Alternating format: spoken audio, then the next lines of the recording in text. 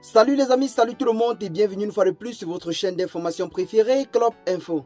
Aujourd'hui, on se capte pour une nouvelle note d'information du côté de l'Afrique de l'Ouest, plus précisément du côté du Burkina Faso, du Mali et de la Côte d'Ivoire, où nous avons les tensions qui ne cessent visiblement de monter en puissance entre les deux blocs. Quand je parle des deux blocs, je parle notamment de l'AES et de la CEDEAO. D'un côté, nous avons la Côte d'Ivoire qui fait partie de la CEDEAO et de l'autre côté, nous avons le Burkina Faso et le Mali qui font partie de l'AES. Depuis quelque temps, l'on note une véritable montée en puissance et des tensions diplomatiques entre les deux pays. Le Burkina Faso et le Mali, ainsi que tous les pays de l'AES en général, accusent la Côte d'Ivoire comme étant un pays déstabilisateur. Selon eux, la Côte d'Ivoire et le Bénin servent de base arrière de déstabilisation des pays du Sahel. Aujourd'hui, nous avons une autre information qui fait état de ce que c'est plutôt les États de l'AES qui servent de base arrière de déstabilisation de la Côte d'Ivoire.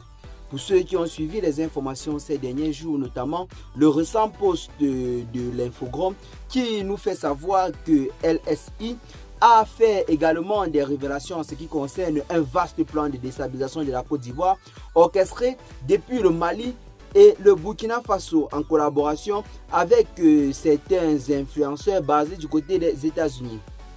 Pour ceux qui sont entrés en contact de cette information, notamment ceux qui ont suivi nos parties d'informations précédentes, vous avez certainement entendu parler de ça. Dans cette vidéo, nous n'allons pas trop entrer dans les détails, nous allons juste essayer de vous donner un briefing. Ceux-ci font savoir à l'opinion nationale et internationale qu'un vaste plan de déstabilisation aurait été déjoué du côté de la Côte d'Ivoire, préparé depuis le Burkina Faso et le Mali. L'information a été publiée par l'Infogrom. L'Infogrom qui dit reproduire une révélation de LSI Afrique. Donc ce site d'information qui nous fait savoir que la Côte d'Ivoire serait en danger et en ce moment serait menacée par le Burkina Faso et le Mali. L'on voit en quelque sorte un double jeu dans cette affaire. L'on voit la Côte d'Ivoire véritablement répondre au sale par le sale. Donc utiliser les mêmes armes contre le gouvernement burkinabé et le gouvernement malien. Alors que du côté du gouvernement burkinabé, ceux-ci sont convaincus de leurs affirmations et disent obtenir ou alors avoir toutes les preuves de leurs allégations. Même si jusqu'à présent, aucune preuve n'a été officiellement publiée sur les réseaux sociaux, vu la grandeur et l'ampleur de la situation, l'on peut affirmer sans risque de se tromper que le gouvernement burkinabé et le gouvernement malien disent cela avec beaucoup de certitude. C'est cette intervention du gouvernement ivoirien qui fait véritablement en sorte que plusieurs personnes se posent les questions. Certaines personnes voient en cela un véritable double jeu. Donc utiliser les mêmes armes contre l'adversaire.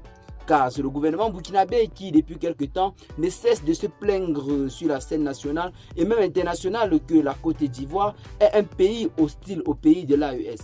Mais aujourd'hui, l'on voit la Côte d'Ivoire se plaindre à son tour que ce sont les pays de l'AES, à savoir le Burkina Faso et le Mali, qui servent de base arrière de déstabilisation de la Côte d'Ivoire. Véritablement, les amis, dites-moi en commentaire, dans cette histoire, qui allons-nous croire? La Côte d'Ivoire ou alors les États de l'AES? Mais ce qui est sûr, c'est que dans la majorité des situations, le premier à se plaindre doit être celui-là qui doit être le plus pris en considération étant pour nous.